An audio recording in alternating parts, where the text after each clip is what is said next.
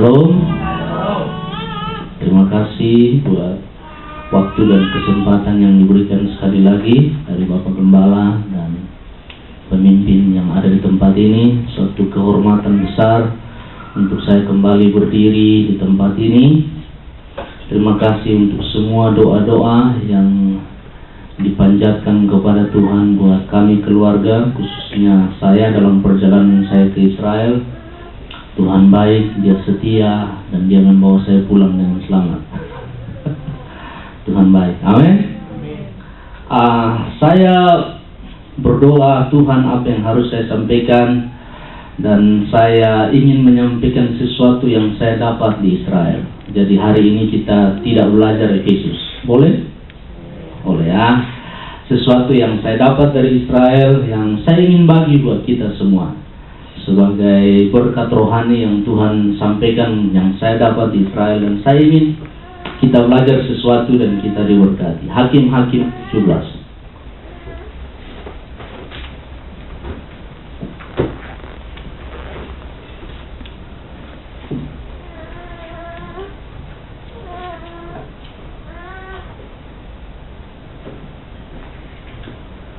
Sudah dapat? Hakim-Hakim setelah Yosua sebelum Rut. Oke, kalau sudah dapat saya baca buat Bapak Ibu Saudara. Kita akan belajar Hakim-Hakim 17 dan 18. Oleh anugerah Tuhan, waktu saya ada di Israel, kami pergi ke satu tempat. Saya tadi malam siapkan PowerPoint sampai jam 3 pagi, komputer saya crash. Jadi lain kali saya sudah siap foto-fotonya tentang tempat yang saya mau khotbahkan pagi ini. Mungkin lain kali ya. Nah, kami pergi ke satu tempat yang namanya Tel Dan atau Bukit Dan, kotanya suku Dan. Di tempat ini, Tel berarti bukit buatan manusia. Jadi ada bukit yang tempat di mana ada penyembahan, ada kuil, ada tempat di mana orang menyembah. Entah itu penyembahan berhala atau entah itu penyembahan kepada Tuhan.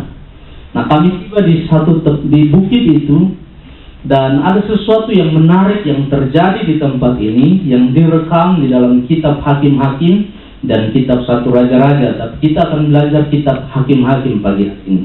Hakim-Hakim 17 ayat 1. Ada seorang dari pegunungan Efraim, Mika namanya. Jadi si Mika, lalu dia berkata kepada ibunya, "Ibu, uang perak yang 1100 itu yang diambil orang daripadamu, dan yang karena itu kau ucapkan kutuk. Aku sendiri mendengar ucapanmu itu." Maksudnya dia dengar ibunya mengutuki orang yang ambil. "Memang uang itu ada padaku, akulah yang mengambilnya." Lalu kata ibunya, "Diberkatilah kiranya anakku oleh Tuhan." Jadi dia mengaku, "Mama, uang yang mama bilang hilang, mama sudah kutuki orang itu, saya dengar. Oh, saya nggak mau kena kutuk, saya ngaku ini uangnya saya ambil." Oke? Mika ngaku ke mamanya kalau dia ambil uangnya. Ayat 3, sesudah uang itu dikembalikan kepada mamanya, mamanya berkata, "Aku mau menguduskan uang itu bagi Tuhan." Baik nggak? Bagus ya? Oke, uang ini udah hilang, tapi saya dapat kembali, saya mau kasih buat Tuhan. Kedengarannya baik, maksudnya baik, tujuannya baik. Saya mau serahkan kepada Tuhan. Saya mau menguduskan uang ini bagi Tuhan. Tapi perhatikan, aku menyerahkannya untuk anakku supaya dibuat patung pahatan dan patung tuangan daripada uang itu. Maka sekarang uang itu kukembalikan kepadamu. Maksudnya baik. Keinginan hatinya baik untuk menyembah Tuhan. Keinginan hatinya uang ini dikuduskan bagi Tuhan. Tapi dalam proses menyembah Tuhan, dalam proses dia ingin memuliakan Tuhan dengan uang ini, dibuat sesuatu yang salah. Yaitu dia menyembah berhala. Uang yang tadinya dibilang mau dikuduskan. Nah, Bapak Ibu Saudara, ini perjanjian lama.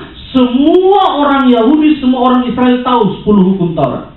Semua. Sebab Alkitab bilang dituliskan itu, keluar masuk pintu rumah ada, ajarkan itu kepada anak istrimu, siang dan malam ucapkan itu. Semua orang bar mitzvah waktu mereka umur 12 tahun, mereka sudah harus hafal kitab 5 kitab Pentateuch. Kejadian, Keluaran, Imamat, Ulangan. Dan mereka sudah harus tahu 10 hukum dan 365 hukum tambahan. Jadi nggak ada alasan kalau Mika dan mamanya nggak tahu hukum itu. Hukum kedua adalah jangan ada padamu Allah lain. Jangan membuat bagimu patung dalam bentuk apapun yang menyerupai apapun di atas, di kolong langit, di bawah, dan jangan sujud menyembah kepadanya. Alasannya kenapa? Sebab aku adalah Allah yang cemburu. Wah, keras Tuhan bilang. Tapi maksud hati baik, maksud hati ingin menyembah Tuhan, maksud hati ingin menguduskan dan memuji Tuhan dengan sesuatu yang sudah hilang.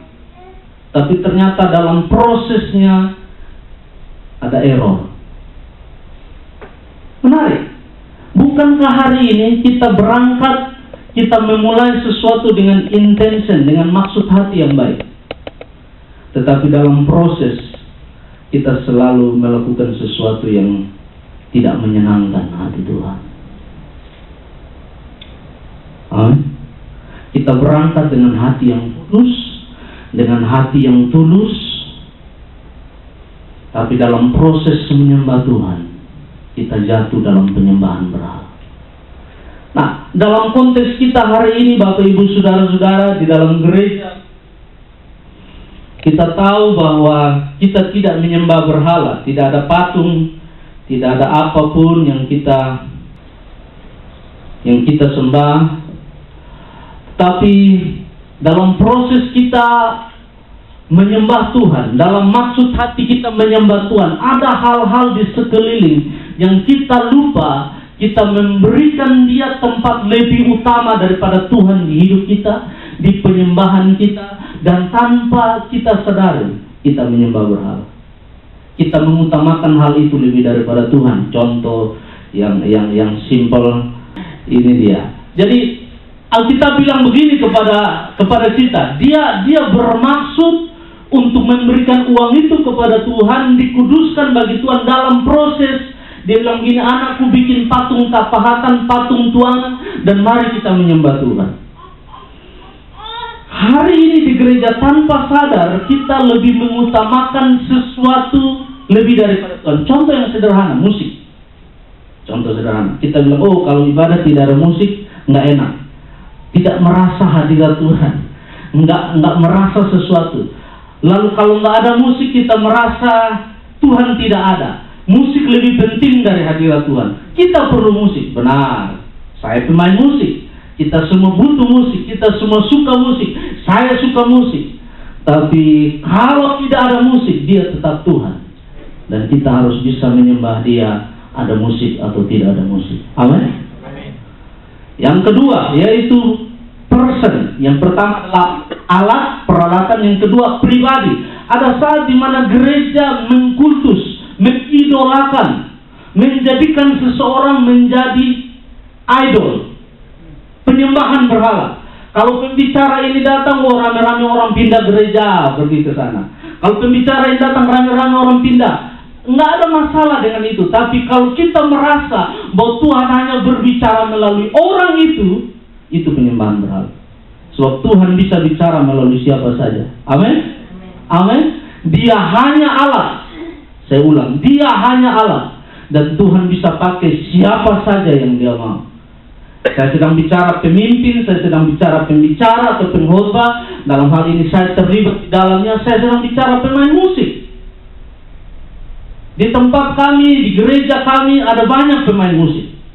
Maksudnya di pelayanan yang saya layani sekarang, Pak Topis pernah hadir. Ada banyak pemain musik. Kalau pemain bass nggak datang, sudah ada reserve player. Kalau pemain keyboard nggak datang, kita ada banyak pemain keyboard. Kalau pemain drum nggak ada, kita ada banyak pemain drum. Dan nggak ada yang merasa dia lebih utama dari yang lain. Kenapa? Sebab ini pelayanan. Sebab ini untuk Tuhan. Kita tidak mengkultuskan seseorang bahwa dia lebih hebat dari yang lain. Ada saat di mana kita main hanya pakai gitar kosong, getreng. No problem. Tujuan kita adalah menyembah Tuhan. Amin. Amin. Dan menarik sekali, mungkin saya harus pinjam Alkitab kertas saya bawa. Saya sudah tahu bahwa dia akan menghadap. Hakim-hakim.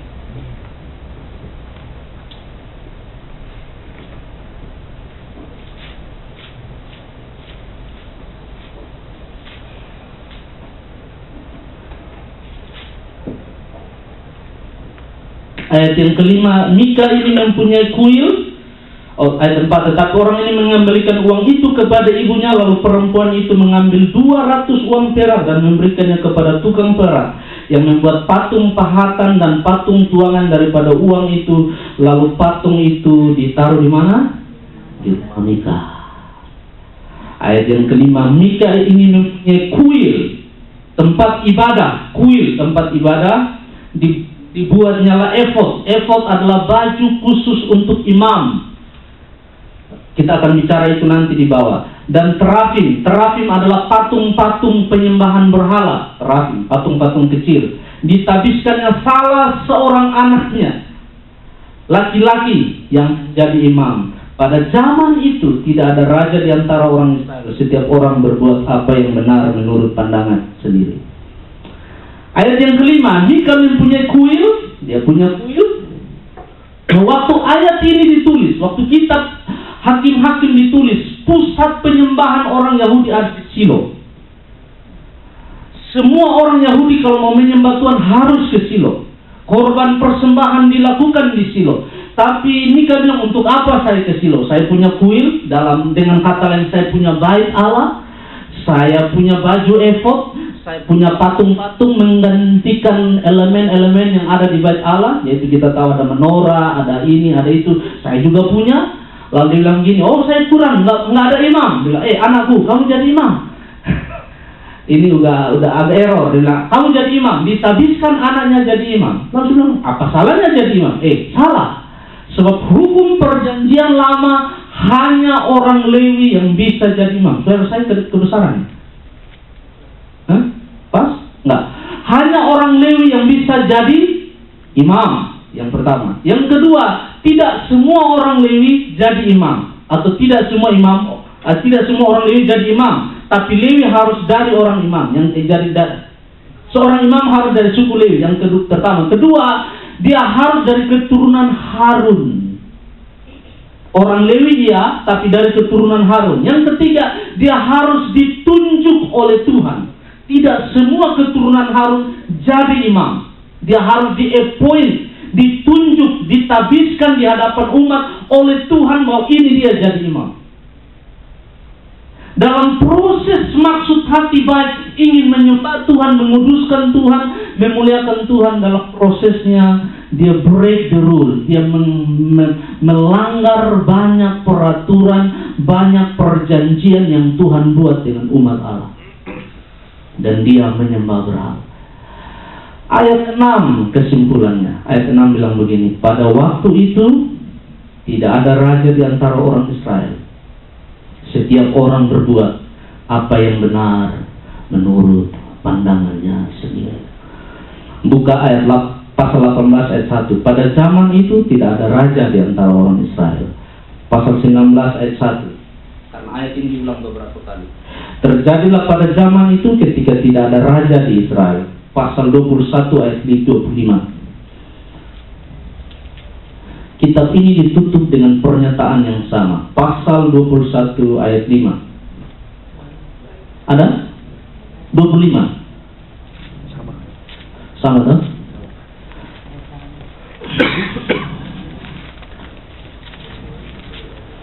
(21, 25) Pada zaman itu tidak ada raja di antara orang Israel. Setiap orang berbuat apa yang benar menurut pandangannya sendiri.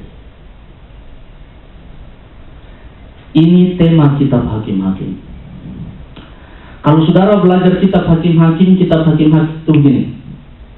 Orang Israel buat dosa, Tuhan kirim bangsa Filistin menguasai mereka, menjajah mereka. Mereka menangis berseru kepada Tuhan. Tuhan bangkitkan hakim-hakim, Gideon, Samson, Kaleb, semua datang menolong mereka, ganti-ganti menolong mereka. Setelah mereka ditolong oleh hakim, mereka hidup kudus, diberkati Tuhan. Hakimnya mati, kembali lagi ke dosa yang sama, penyembahan berhala. Menangis, Filistin datang. Itu diulang terus selama zaman hakim-hakim. Dan terus penulis kitab Hakim-Hakim bilang begini, karena pada waktu itu tidak ada raja, orang Israel melakukan apa yang menurut keinginan hati mereka. Bahasanya sekarang, if you feel right, do it. Hari ini kalau hati senang, hati suka buat. Maksudnya begini Bapak Ibu Saudara. Central authority atau central leadership in the house of God is very crucial. Yang percaya bilang amin. Amin. Kepemimpinan dan otoritas di dalam rumah Tuhan itu sangat penting. Kepemimpinan yang lemah atau absen akan berdampak kepada penyembahan kepada Tuhan dan kepada karakter umat Tuhan. Itu hukum di dalam kitab Hakim-Hakim. Kitab Hakim-Hakim bilang begini, kenapa mamanya Mika punya ide mau buat itu? Karena tidak ada raja. Kalau ada raja, dia harus pikir 2 kali sebelum dia buat itu. Kenapa? Ada otoritas di atasnya, dia harus pikir. Yang kedua, kenapa Mika sendiri buat itu? Karena tidak ada pemimpin di atasnya yang warning, yang kasih tahu, yang ajar, yang memberi pengertian, yang mengajar, yang mengatur mereka. Dan karena ini semua akibatnya adalah mereka hidup dalam penyembahan berhala, penyembahan mereka error, yang berikut karakter mereka tidak berkenan di hadapan Tuhan.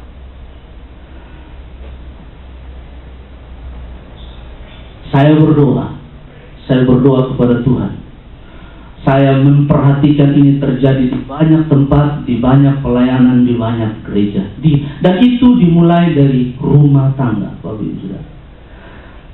Imam bagi rumah tangga dimulai dari kepala rumah tangga. Dan kalau kepemimpinan di dalam rumah tangga tidak ada, saudara tahu apa yang terjadi. Itu datang kepada lingkungan, itu datang kepada gereja, itu datang kepada organisasi, sampai kepada level bangsa. Pelajaran ini penting bagi kita pagi hari ini. Yang berikut, kita baca terus pasal 17 ayat yang ke-7. Maka ada seorang muda dari Bethlehem Yehuda, dari kaum Yehuda, ia seorang Lewi dan tinggal di sana sebagai pendatang. Lalu orang itu keluar dari kota Bethlehem Yehuda untuk menetap sebagai pendatang di mana saja ia mendapat tempat, dan dalam perjalanannya itu sampai ia ke pegunungan Efraim di rumah Mika. Ada orang, Alkitab bilang dia orang Lewi, pendatang, pengembara, jalan-jalan. Ingat baik-baik, Alkitab tulis jelas dia orang Lewi. Dia jalan-jalan sampai di rumah Mika. Lalu dia bilang, Mika, apa kabar? Kamu siapa? Saya orang Bethlehem. Kamu orang apa? Orang Lewi. Apa? Saya lagi cari orang Lewi. Kenapa? Saya perlu imam. Mau tidak kamu jadi imam? Baca terus di bawah. Mau tidak kamu jadi imam? Lalu orang ini bilang, ini Pak Oga juga nih, berapa dulu bayarnya? Tahu ya, CP dulu, CP atau CP? Ya, saya salah di situ. Berapa dulu bayarannya? Lalu Mika bilang gini, saya kasih kamu uang sekian, baca terus ya. Dan setiap tahun saya kasih kamu ini, saya kasih kamu makan, saya kasih kamu pakaian, asal kamu mau jadi. Mau jadi apa? Imam bagi aku. Tinggal di sini jadi. Nah, Bapak Ibu Saudara, kita lompat ke Yohanes pasal 4 ayat 23. Kita bicara tentang penyembahan. Yohanes 4 ayat 23.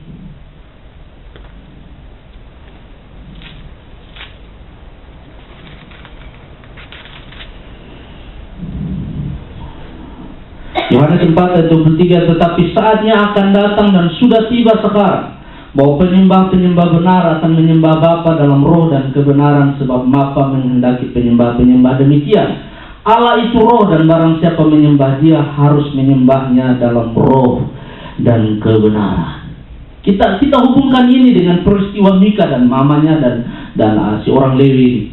Mika berpikir menyembah Tuhan bisa menurut keinginannya sendiri.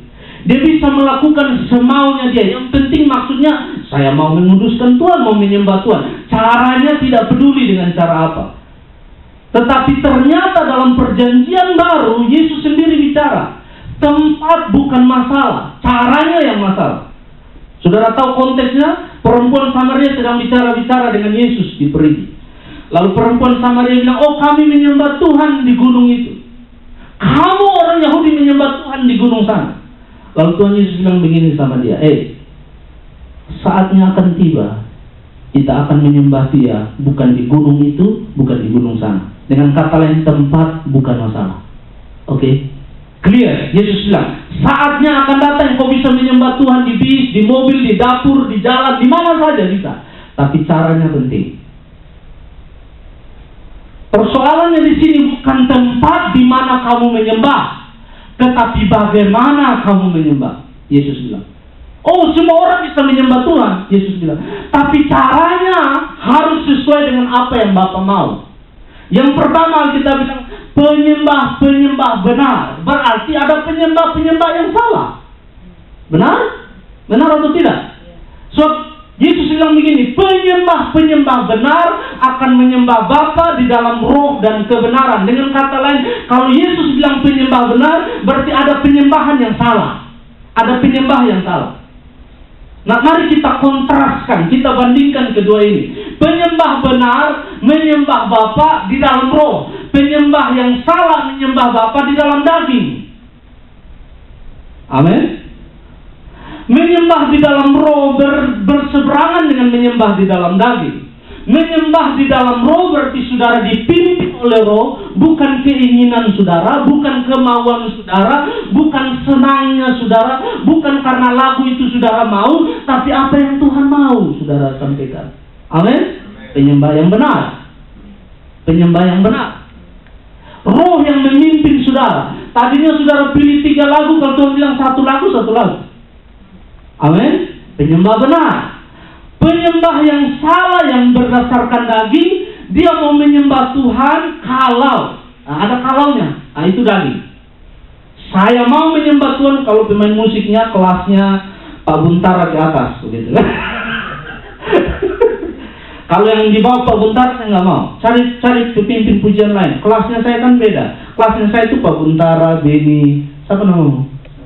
Satria baju hitam, baju putih. Kelas saya itu yang begitu. Kalau kelas yang di bawah saya nggak bisa. Kalau mainnya nggak bagus, saya nggak bisa. Mengerti maksud saya? Alkitab bilang penyembah benar menyembah Bapa di dalam roh, bukan di dalam daging. Saya akan menyembah dia ada musik atau tidak saya menyembah. Saya menyembah dia orang tepuk tangan atau tidak saya menyembah. Saya menyembah dia despite of. Tidak peduli perasaan saya merintih, tidak merintih, saya menangis, tidak menangis, orang menangis atau tidak. Ini saya dengan Tuhan, saya menyembah dia. Kehadirannya tidak diukur oleh apa yang saya rasa. Dia Allah Maha Hadir. Dia hadir di mana saja. Amin. Amin. Alkitab bilang saatnya akan datang. Penyembah-penyembah benar akan menyembah Bapa di dalam roh dan kebenaran. Menyembah di dalam roh berarti saya menyembah ini saya dengan Tuhan. Saya tidak perlu mengkritik orang lain. Waduh, kalau dia pimpin pujian saya nggak bisa menyembah. Ya, itu urusan kamu. Kamu datang menyembah, bukan datang menilai orang menyembah. Halo, amin. Kalau saya lihat dia naik pimpin pujian, saya rasa ingin pulanglah. So ternyata engkau tidak datang menyembah Tuhan. Engkau datang menilai orang menyembah Tuhan. Mengerti maksud saya? Kalau dia angkat tangan, hati saya sakit. Kenapa? Sebab dia kasih tunjuk cincinnya yang baru. Berarti kamu tidak datang menyembah Tuhan. Kamu sedang datang melihat orang menyembah. Alkitab bilang penyembah yang benar menyembah Bapa di dalam roh. Dengan kata lain, dagingmu tidak berfungsi dalam penyembahan. Yang percaya bilang amin. Emosi, feelingmu tidak. Makanya kenapa waktu saya lihat ada orang menyembah, mereka berlutut dengan jas yang rapi bersih, mereka berlutut, mereka meratap. Kenapa mereka nggak peduli? Sampai Alkitab bilang Daud menari dengan telanjang. Nah, jangan salah mengerti, telanjangnya Alkitab waktu itu adalah bagian dalamnya masih ada. Maksudnya karena mereka pakai 3-4 layer, tahu ya, lapis. Jadi yang bagian dalam sebelum jubah kebesarannya dipasang itu, kalau kayak sekarang ininya dilepas, hanya ini. Nah, itu bagi mereka telanjang, dan dia raja. Oke? Jadi bukan berarti dia telanjang, wah itu enggak. Jadi Alkitab bilang Daud melepaskan segala sesuatu yang bersifat, saya kasih flash tanda kutip, di mana orang menilai dia sebagai raja, melihat dia sebagai raja, dan dia bilang no, ini tidak. Saya mau menyembah dia dengan roh saya. Amin. Amin. Yang kedua kita bilang penyembah benar menyembah Bapa di dalam roh dan kebenaran. Kebenaran di sini punya 2 arti. Yang pertama, kebenaran dalam hal status. Saya menyembah Allah hanya kalau status saya benar di hadapan Allah. Saya ulang, saya hanya bisa menyembah Allah kalau status saya benar di hadapan Tuhan oleh pengorbanan Kristus di hidup saya. Saya mengaku Dia adalah Tuhan dan Juru Selamat, saat itu saya bisa menyembah Dia. Lalu saudara tanya saya, apa berarti orang yang di luar Kristen tidak bisa menyembah? Tidak bisa. Sebab mediatornya salah, saya mau bilang. Kenapa? Saya baru dari Israel. Orang Yahudi pergi ke tembok ratapan, berdoa, menyembah, tapi tidak percaya Mesias. Apakah itu penyembah benar? No, itu tidak benar. Sebab mediatornya salah. Mereka tidak percaya bahwa Yesus Mesias, bahwa Yesus Juru Selamat. Mereka menyembah, benar mereka menyembah. Benar mereka devote, benar mereka zeal. Mereka begitu devoted, benar. Tapi itu bukan penyembahan yang benar. Oke? Sebab hanya waktu engkau bilang Yesus Kristus adalah Tuhan dan Juru Selamat, saat itu engkau bisa menyembah Dia. Jadi itu yang dimaksud dengan menyembah di dalam roh dan kebenaran. Status benar di hadapan Tuhan. Yang kedua, kebenaran berarti dirimu sendiri benar di hadapan Tuhan. Dengan kata lain, tidak ada dosa, tidak ada noda, tidak ada kekotoran, tidak ada motivasi, tidak ada maksud lain yang datang waktu engkau ingin menyembah Tuhan dan mendistorsi motivasimu dalam menyembah Tuhan. Benar. Amin. Amin. Alkitab bilang Bapa menghendaki penyembah-penyembah benar. Nah, ayat yang berikut Alkitab bilang begini. 24. Sebab 23 bagian B. Sebab Bapa menghendaki. Kata menghendaki berarti Dia menuntut, Dia mencari, Dia demand, Dia menuntut penyembah-penyembah yang demikian. Dia menuntut. Nah, kita membaca Alkitab, ada sedikit sekali penekanan di mana Allah menuntut sesuatu. Dan dalam hal ini penyembahan Allah menuntut.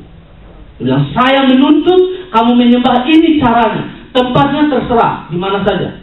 Kamu menyembah di bris, kah di mobil, kah di toilet, di kantor, di mana saja silakan. Tetapi ini yang saya mau. Saya menuntut caranya seperti ini. Bagaimana dengan Mika dan mamanya? Jelas-jelas salah. Jelas-jelas ini penyembahan berhala. Amin. Yang ayat yang ke-25 Alkitab berkata, 24, Allah itu roh dan barang siapa menyembah Dia, garis bawahi kata ini, harus menyembah dalam roh dan kebenaran. Alkitab memberi penekanan ulang. Di ayat 24 mengulang ayat 23, ditekankan dengan kata harus. Barang siapa menyembah Dia harus, tidak ada cara lain. Engkau bebas menyembah Tuhan di mana saja, tetapi caranya harus di dalam roh dan kebenaran. Amin. Amin. Sebab Bapa menghendaki penyembah-penyembah demikian. Kita kembali ke kitab Hakim-Hakim. Dengan kata lain, saya ingin sampaikan kepada Bapak Ibu Saudara bahwa tujuan tidak menghalalkan cara. Tujuan saudara menyembah Tuhan, tujuan saudara melayani Tuhan, tapi tidak berarti caranya bisa dikompromi. Yang percaya bilang amin. Amin. Caranya harus tetap dengan hormat, takut, dan cinta akan Tuhan.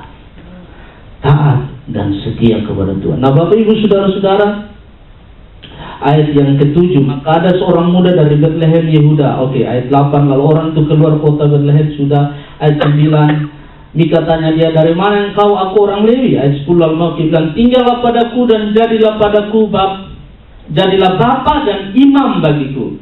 Maka setiap tahun aku akan memberikan kepadamu 10 uang perak, sepasang pakaian, serta makanan. Ayat 11 apa? Orang Lewi itu setuju tinggal padanya. Maka orang muda itu menjadi seperti salah seorang anaknya sendiri. Mika menabiskan orang Lewi itu. Orang muda itu menjadi imamnya dan diam di rumah Mika. Lalu kata Mika, sekarang taulah aku bahwa Tuhan akan berbuat baik kepadaku karena ada seorang Lewi menjadi imamku. Ayat ini penting. Sekarang aku tahu bahwa Tuhan memberkati aku. Kenapa? Ada imam di dalam rumah. Aneh enggak? Aneh? sering dengar pernyataan ini hari ini? Tuhan akan memberkati aku. Kenapa? Saya melayani Tuhan. Saya kasih perpuluhan. Lewi sedang bicara tentang upacara ibadah. Lewi sedang mewakili seluruh tata cara upacara ibadah.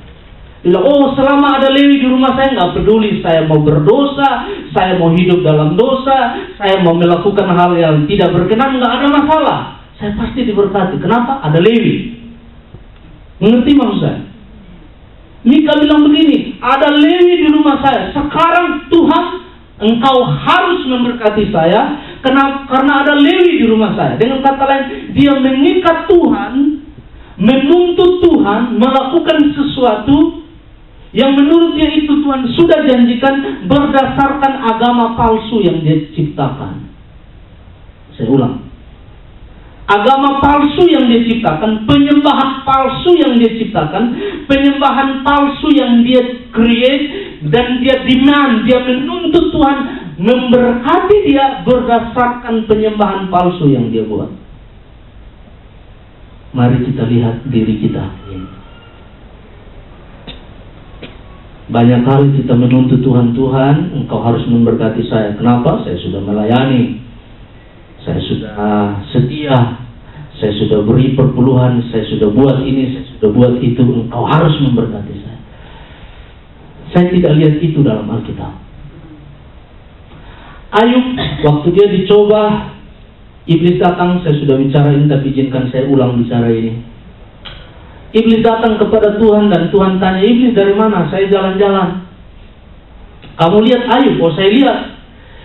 Wah, tidak ada orang di bumi yang saleh, takut akan Tuhan, cinta Tuhan, setia, kudus, tangannya bersih seperti orang lain. Tidak ada selain Ayub. Lalu iblis kasih satu pernyataan. Oh, orang akan setia kalau diberkati. Mengerti? Lalu Tuhan bilang, oke, saya izinkan kamu tes. Sentuh dia tapi jangan ambil nyawanya. Semua harta benda, semua diambil, istri diambil, anak diambil, harta benda semua diambil. Tapi Alkitab bilang begini, Ayub bilang begini, Tuhan, engkau yang memberi, engkau yang mengambil, terpujilah namamu. Dan Alkitab bilang tidak pernah keluar dari mulut Ayub sepatah kata pun menghujat Allah, melakukan yang tidak tepat. Dengan kata lain, penyembahan yang Ayub naikkan kepada Tuhan bukan berdasarkan dia diberkati atau tidak. Dia diberkati atau tidak, dia tetap menyembah Allah. Dia menyembah Allah karena siapa dia, yaitu dia Allah, bukan karena dia memberkati baru Ayub menyembah. Kenapa? Sebab ini berbahaya. Persoalannya begini, kalau kita menuntut Tuhan memberkati kita karena kita sudah buat sesuatu, waktu Tuhan tidak memberkati kita menghujat Tuhan. Benar nggak? Tuhan, kenapa saya setia melayani Engkau, anak saya sakit? Kenapa saya setia melayani Engkau, saya hidup susah? Kenapa saya setia melayani Engkau, masalah ini datang, masalah itu datang? Kitab Daniel. Satu hari Raja Nebukadnezar mengeluarkan perintah. Kalau ada bunyi, semua orang yang ada di negara ini harus sujud menyembah kepada dewa yang saya buat. Lalu setelah bunyi semua menyembah, Daniel tidak. Lalu mereka lapor ke raja. Raja, waduh, Sadrak, Mesak dan Abednego tidak taat. Mereka tidak menyembah. Lalu raja bilang, panggil mereka ke sini. Mereka menghadap. Lalu raja bilang gini. Alkitab bilang raja dengan sangat marah, dia bilang gini, Sadrak, Mesak dan Abednego, saya dengar bahwa kalian dilapor tidak menyembah dewa yang aku buat waktu ada bunyi. Saya kasih kesempatan satu kali lagi. Kalau ada bunyi, sembah aku. Apa jawaban Daniel? Dia bilang, Raja, tidak usah buang-buang waktu. Tidak usah, karena saya tidak akan menyembah dewa yang engkau buat. Lalu raja bilang, kalau engkau tidak menyembah, saya buang engkau ke dalam perapian yang menyala-nyala. Daniel bilang begini, Tuhan menolong saya keluar dari api itu atau tidak, saya tidak akan menyembah dewa itu. Dengan kata lain, Daniel menyembah Tuhan bukan karena dia diberkati atau dia dilindungi. Dia menyembah Tuhan karena dia kenal siapa Tuhan yang dia sembah. Amin. Amin. ada beberapa level dalam kita menyembah Tuhan. Ada level di mana kita menyembah karena kita ingin bergen, kita ingin menuntut sesuatu dari Tuhan. Saya menyembah supaya Dia memberkati saya. Saya menyembah supaya Dia menolong saya. Saya menyembah supaya Dia memberkati saya. Level di atas itu adalah level di mana saya menyembah Dia, Dia memberkati saya atau tidak saya tetap menyembah Dia. Dia ada atau tidak saya tetap menyembah Dia. Hidup saya senang atau tidak saya tetap menyembah Dia. Itu yang disebut menyembah di dalam roh dan kebenaran. Amin. Amin.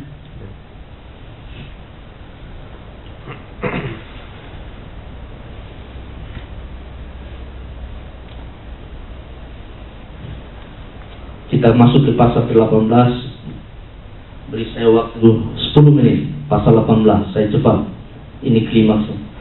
Pada zaman itu tidak ada raja di antara orang Israel, dan pada zaman itu suku Dan sedang mencari milik pusaka untuk menetap. So, sampai hari itu mereka belum juga mendapat bagian milik pusaka di tengah-tengah suku Israel. Jadi ceritanya suku Dan sudah ada tempat. Mereka waktu masuk tanah Kanaan, Yosua sudah bagi mereka punya tempat. Hari ini tempat mereka itu ada di daerah Tel Aviv, daerah Ben Gurion, Tel Aviv, daerah situ. Tapi mereka di daerah situ dikuasai oleh bangsa Filistin. Lalu mereka karena tidak mau berurusan dengan bangsa Filistin, mereka bilang kami mau pindah.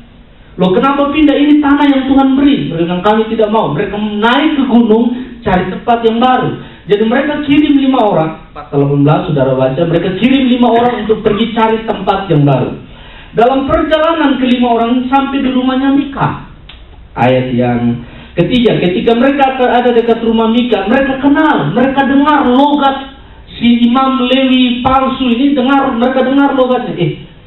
Dia salah satu orang dari kita, orang selatan. Suku Dan itu di selatan. Suku Lewi dan orang-orang Dan itu ada di selatan sini. Kota Dan atau Lais yang dimana Efraim berada dan Mika berada itu di utara. Jadi waktu si Lewi ini bicara, kalau sekarang kayak kita jalan-jalan ada orang Batak, itu orang Batak tuh. Gitulah maksudnya. Atau saya biasa dengan Pak Buntar, itu orang Indo tuh, itu orang Indo tuh. Gitu maksudnya. Di waktu mereka jalan, kayaknya ada orang kita tuh, orang selatan. Mereka datang, kamu ngapain di sini? Lalu orang ini cerita, saya lagi jalan-jalan. Waktu saya jalan-jalan ketemu Pak Mika. Lalu Pak Mika bilang gini, ada lowongan, ada job, mau nggak? Apa? Jadi imam. Oke lah, lalu daripada unemployed, mendingan palsu-palsu nggak apa-apa lah. Yang penting dibayar. Kita nggak expect itu ada topik yang lain. Kita bisa bicara tentang gembala upahan, pemimpin yang tidak punya kolik. Itu banyak area kita bisa bicara situ. Lalu setelah itu, oh gitu, apa yang kamu buat? Saya jadi imam di sini. Oh, lalu coba kamu tanya Tuhan dong. Kami mau ke kota itu, Lais, boleh nggak? Oh, pergi aja, Tuhan pasti memberkati kamu. Karena dia imam, dia mau menjalankan tugasnya, kasih senang orang gitu. Waktu mereka naik, mereka lihat Lais, daerah Lais, tempat di mana saya kunjungi. Tempat itu memang subur, banyak air, aman, tentram, damai. Lalu, wah ini tempat yang cocok. Mereka kembali pulang. Mereka pulang, mereka lapor. Orang mereka di pantai. Tel Aviv itu di daerah pantai. Mereka bilang, kami sudah ketemu tempat. Mari kita ke sana. Mereka bawa 500 orang. Nanti saudara baca, mereka bawa 500 orang naik. Dalam perjalanan mau ke kota Lais, mereka tiba di situ di Efraim, di Mika, di rumahnya Mika. Lalu orang, kemarin waktu kami di sini, Bapak Mika ini dia punya penyembahan berhala, dia punya imam, dia punya baju efod, dia punya uang perak. Mari kita rampok, mari kita ambil. Jadi mereka masuk ke dalam, mereka ambil penyembahan berhala, dewa-dewanya, kuil-kuilnya, mereka dengan patung, semua mereka ambil. Waktu mereka ambil, imamnya bilang, ngapain kalian? Kenapa ambil? Mereka bilang ini, diam. Kamu pilih, lebih baik jadi imam buat satu keluarga atau jadi imam buat satu suku. Wah, ini tawarannya lebih tinggi nih. Bayarnya pasti lebih tinggi. Oh iya, pasti lebih tinggi bayarnya. Oke, saya ikut. Waduh, ini pemimpin yang tidak jelas. Jadi waktu dia ditawarkan posisi lebih tinggi dengan bayaran lebih tinggi, dia langsung pindah. Dia tinggalkan Mika, bergabunglah dia dengan orang Dan, suku Dan. Dalam perjalanan Mika tahu, Mika di luar rumah, dia pulang, loh, patung-patungnya sudah nggak ada. Dia kirim orang kejar. Dia kirim orang mengejar mereka. Waktu orang kejar, suku Dan bilang begini, Mika, pulang. Jangan sampai kami marah, lalu satu keluarga kamu habis. Coba kita lihat di ayat yang ayat 22. Ketika mereka telah jauh dari rumah Mika, dikerahkan orang-orang dari rumah-rumah yang di dekat rumah Mika dan orang-orang untuk mengejar Bani Dan atau suku Dan. Mereka memanggil-manggil Bani Dan, maka berbaliklah orang-orang itu dan berkata kepada Mika, mau apa engkau? Baca terus. Lalu Mika bilang begini, kenapa kalian ambil itu dewa-dewa patung-patung? Lalu mereka bilang, tenang, diam sebelum terjadi sesuatu. Nah, Alkitab catat, baca ayat 30. Bani Dan menegakkan, dan mereka pergi ke kota Dan, Lais. Mereka menyerang kota itu dan penduduknya, mereka membakar kota itu, mereka menguasai kota itu, dan mereka settle down, mereka tinggal di situ. Kota yang tadi namanya Lais, mereka rubah menjadi Dan, sesuai dengan nama bapak mereka. Oke? Dan yang menarik, setelah mereka settle down, ayat 30, Bani Dan menegakkan bagi mereka sendiri patung pahatan. Lalu baca baik-baik, Yonatan bin Gersom bin siapa? Musa. Kata bin berarti bapak. Jadi Yonatan bapaknya Gersom, bapaknya Musa. Ini cucu buyutnya Musa nih. Perhatikan di sini, bersama-sama dengan anaknya menjadi imam palsu, imam penyembahan berhala bagi suku Dan. Dapatkah saudara percaya? Cucu buyutnya Musa yang terima covenant langsung dari Tuhan sedang sekarang menjadi imam penyembahan berhala. Lihat. Lalu sampai penduduk negeri itu diangkut ke pembuangan. Demikianlah mereka menempatkan bagi mereka sendiri patung pahatan yang dibuat Mika, dan patung itu ada di sana selama rumah Tuhan ada di Sino. Saya akan tutup dengan 3 prinsip. Ini 3 khotbah tersendiri, tapi saya mau bilang. Yang pertama, saudara, hukum tabur tuai masih berlaku. Yang percaya bilang amin. Apa yang kau tabur, engkau akan tuai. Yang kedua, engkau akan tabur kemudian. Tidak ada orang yang tanam semangka malam ini, besok pagi dia pergi, semangka sudah ada. Belum. Kemudian. Yang ketiga, engkau akan menabur lebih banyak, menuai lebih banyak dari apa yang engkau tabur. Saya ingin bawa saudara ke kitab Wahyu. Dan dengan ini saya tutup. Kitab Wahyu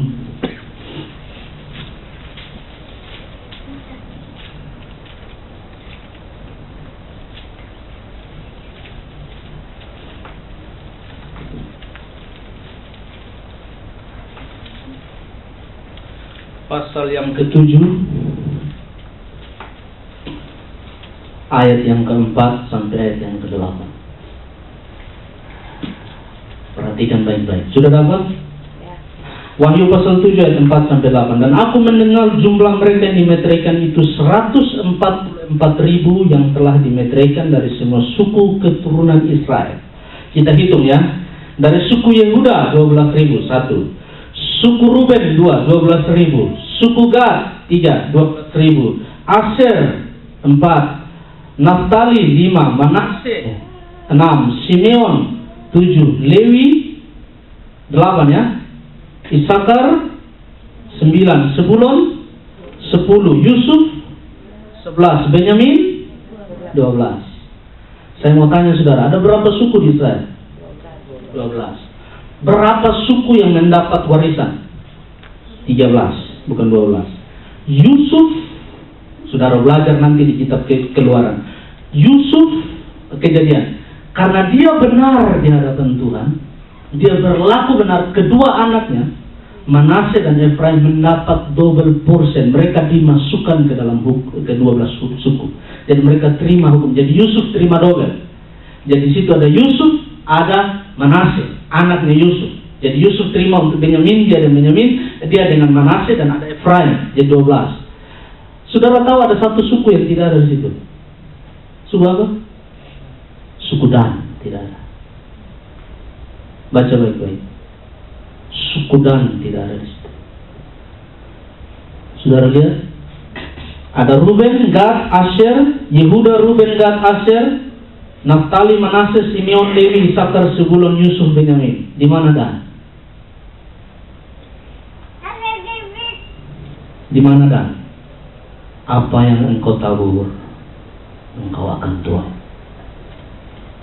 Dan ini bicara ke masa depan. Saudara, oh itu perjanjian lama, Pak. Oh, perjanjian lama sekian ratus tahun sebelum Yesus ini terjadi di Wahyu. Dia petik nanti di Wahyu.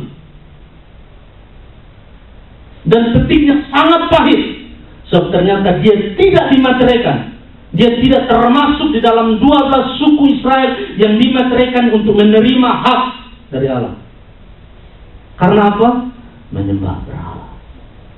Karena apa? Melakukan sesuatu menurut keinginannya sendiri, menurut maunya sendiri. Yang penting gue, yang penting gue, yang penting menurut saya ini benar. Saya tidak peduli apa kata orang. Saya tidak peduli apa kata orang lain, apa kata pemimpin. Saya tidak peduli. Oke, engkau tidak peduli. Tapi apa yang kau tabur, suatu hari nanti engkau akan tuai. Yang percaya bilang amin. Amin. Berhati-hatilah dengan apa yang kau tabur hari ini. Orang lain tidak lihat, teman tidak lihat, istri tidak lihat, suami tidak lihat, tetangga tidak lihat. Suatu hari Tuhan akan buka itu kepada semua dunia. Bahwa apa yang kau tabur, engkau harus tuai.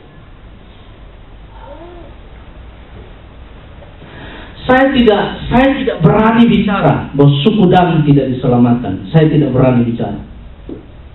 Saya perlu belajar tentang hal itu. Tapi yang saya tahu, kitab dan Wahyu tidak mendaftarkan nama mereka sebagai orang-orang yang dimeteraikan.